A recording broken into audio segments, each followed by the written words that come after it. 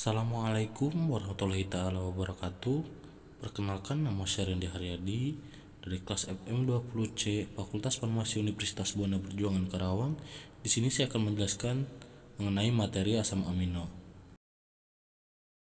Asam amino.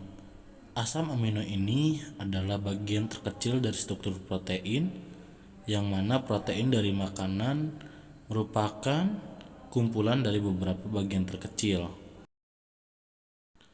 Lalu, bagaimana proses memecah protein dalam bentuk terkecil? Pada dasarnya, protein harus dipecah hingga menjadi asam amino agar tubuh dapat menyerap dan menjalankan fungsinya masing-masing sebagai organ tubuh. Pada saat makan, protein dihancurkan oleh gigi dan masuk ke dalam lambung. Kemudian lambung akan mengeluarkan asam lambung yang diikuti oleh produksi enzim pencernaan yang bernama pepsin. Pepsin berperan memecah protein menjadi lebih sederhana, namun fase ini hanya memecah beberapa ikatan peptida dalam protein. Selanjutnya, makanan dari lambung yang sudah berbentuk chyme akan dialirkan keluar dari lambung menuju usus 12 jari. Jika sudah berada di usus 12 jari, chyme merangsang pankreas untuk menghasilkan enzim seperti tripsin, carboksipeptidase, dan chymotrypsin. Ketiga enzim ini membantu menghancurkan protein lebih sederhana hingga membentuk asam amino. Setelah itu, sel-sel usus akan menyerap bentuk protein ini yang kemudian dibawa ke hati melalui aliran darah vena porta. Dari sini, struktur protein terkecil ini disalurkan ke seluruh sel tubuh yang membutuhkannya.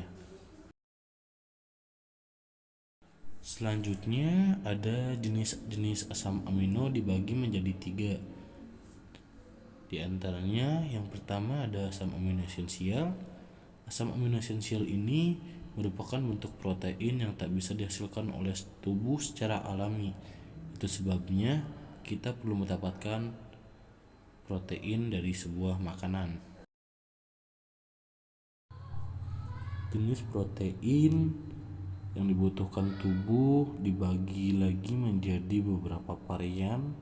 Di antaranya, yang pertama ada histidin, isoleucin, leucin, lisin, metionin, dan lain-lain. Yang kedua ada asam amino non esensial.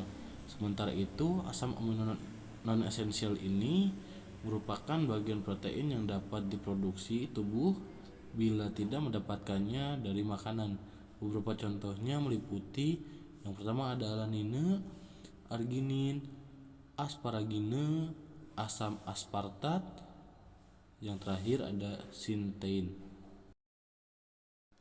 Yang terakhir atau yang ketiga, asam amino kondisional. Dibandingkan dengan dua jenis lainnya, jenis protein ini hanya dibutuhkan ketika sakit, terluka, atau mengalami stres. Beberapa jenis struktur protein yang satu ini meliputi, yang pertama ada arginin, sistein, glutamin, tirosin, dan lisin. Ada beberapa fungsi asam amino. Yang pertama, pengembangan otot. Yang kedua, membantu memulihkan otot. Yang ketiga, meningkatkan sistem imun. Yang keempat, memperbaiki jaringan tubuh. Yang kelima, menyeimbangkan cairan tubuh. Dan yang keenam, menjaga kadar asam basa. Yang ketujuh, menghasilkan hormon seperti insulin dan tiroid. Yang kedelapan, memproduksi enzim yang berfungsi sebagai katalis serta membentuk neurotransmitter. Mungkin segitu saja materi yang dapat saya sampaikan. Semoga bermanfaat. Kurang lebihnya mohon maaf. Pamit undur diri. Wassalamualaikum warahmatullahi wabarakatuh.